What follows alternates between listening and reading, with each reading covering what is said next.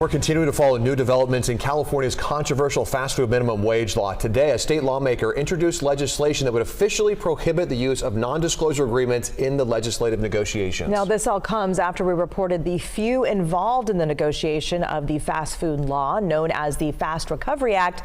That law is under fire for an exemption in the law that could benefit one of Governor Gavin Newsom's billionaire donors. KCRA 3 Capitol correspondent Ashley Zavala joins us to explain this new proposal to confront all of this and hopefully make sure it doesn't happen again. And that's the goal that the assemblyman who introduced this said. Now, as we've been reporting, we may never know how that exemption got into the law because negotiators of the law signed non-disclosure agreements.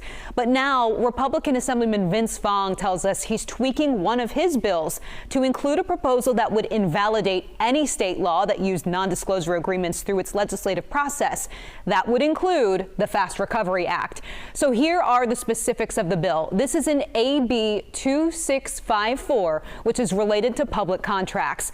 This would prohibit the use of NDAs in any state legislation. It would also explicitly prohibit public employees from signing them when negotiating proposed laws.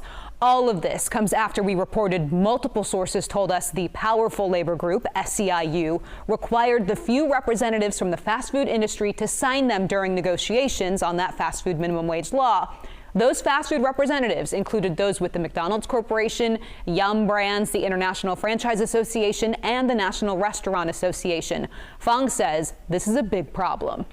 After your reporting and what we're learning about this Panera carve-out, we need more action, and we need to declare that NDAs have no role in legislative negotiations. You as a lawmaker, I mean, have you ever heard of this being used, ever?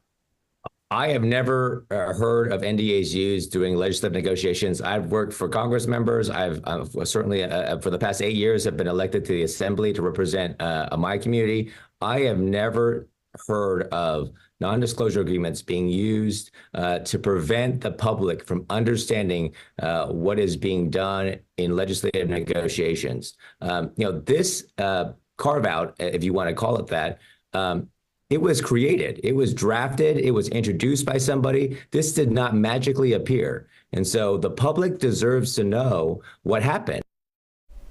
Governor Gavin Newsom has said he did not sign any NDAs in the making of this law. In a statement in response to Fong's bill, Governor Newsom's office said, quote, "The governor's office does not sign NDAs for legislation or anything else. This would not change anything for our office." The office also noted the governor does not typically comment on pending legislation. So I know you've repeatedly reached out to all of these groups that you've mentioned, including the SEIU. Have any of them gotten back to you? Has anyone said anything? We have not heard back from a single one. They have not responded to us. We are still getting radio silence from all of these groups, but experts would note that's the whole purpose of an NDA. We'll keep following this and now following this new bill as it moves through the Capitol.